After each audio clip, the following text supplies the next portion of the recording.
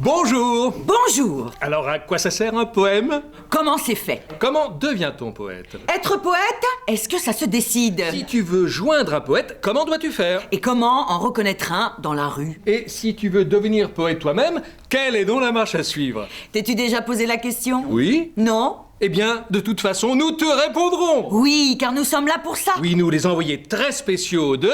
Radio Poème. La radio qu'on aime. Radio Poème, La radio qui irradie. de la poésie. Radio Poème. La radio rare et radieuse. Et sa célèbre émission. Tu connais que ça? Et dans tes poèmes, t'as mis quoi? Jingle. Et dans tes poèmes, t'as mis quoi? Et dans tes poèmes, t'as mis quoi? Un poète, ça se lave les dents. Aussi. Comme tout le monde, pas plus, mais pas moi non plus. Ça se lave les dents comme les enfants. Oui, puis ça va au lit sans ronchonner quand c'est fatigué, ok? Chut, Louis, en fait, tu vas pas les disputer. C'est vrai, en plus, les poètes parfois ça ronchonne. Et puis ça se couche tard. Oui, bah enfin, ils ont le droit. Parce qu'ils sont adultes. Ah oui, ce sont de grandes personnes. Même si à l'intérieur... Alors, à l'intérieur, parfois, haut comme 3 pommes. Hein. Pas plus de 10 ans, et encore. Oui, mais c'est pas 10 ans comme en vrai. C'est ce qu'on appelle l'enfance éternelle. Est-ce qu'il faut être très intelligent pour écrire des poèmes? Oh bah oui. Ah, enfin, non, intelligent, c'est pas le mot. Non. C'est pas le mot qui convient. Voilà. Le petit garçon avait dessiné une maison. La première partie, faite au printemps, en était très bleue. Avec un nuage bien blanc. Le petit garçon, dans son tableau, avait aussi collé du jour, de la nuit, noire ou étoilée, des semailles et des moissons. Enfin, il avait ajouté du bonheur et des larmes. J'ai vu un poète l'autre jour à la télé. Il avait trop bu. Il était complètement sous. Est-ce que tous les poètes sont comme ça? C'est Louis qui va répondre à ta question. Comment dire? Peut-être que quand tu seras grand, un jour où tu te sentiras particulièrement découragé... Bon, question suivante. Je m'avance à petits pas. Je ne fais pas de bruit. Je ne voudrais pas qu'elle s'enfuie. Je m'aplatis, je me couche. Devant elle, j'approche ma bouche. J'hésite un peu.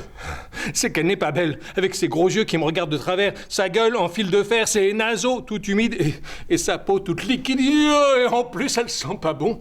Le croupi, la vase et le vieux champignon. Mais tant pis. Je ferme les yeux, enfin j'ose. Je pose mes lèvres closes sur sa face de poussin.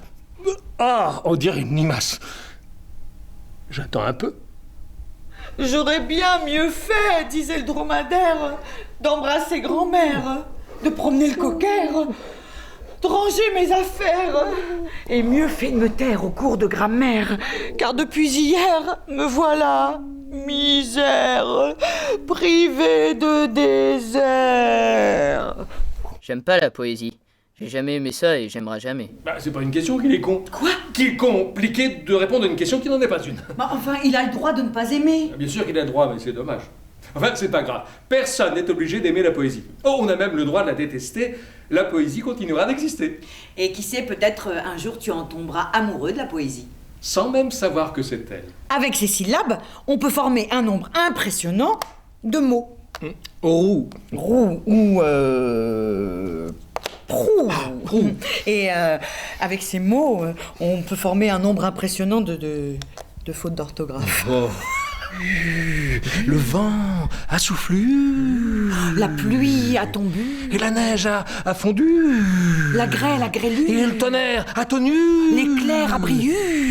Et ça m'a plu. Ça m'a plu. Oh, ça m'a plu. Oh, ça me plaît. Oh, ça me plaît. Oh, ça me plaît. Oh, ça me plaît. Oh, les mots, j'adore ça. Ah, les mots qu'on trouve dans les poèmes, j'adore ça. Oui. Les poèmes qu'on fait avec les mots. J'adore ça. Les silences qu'on glisse entre les mots. J'adore ça aussi. Est-ce que les poètes, ça fait partie des espèces en voie de disparition? Je voudrais savoir, est-ce que dans la mer, il y a des cités englouties où on pourrait trouver des poèmes qu'on ne connaîtrait pas encore?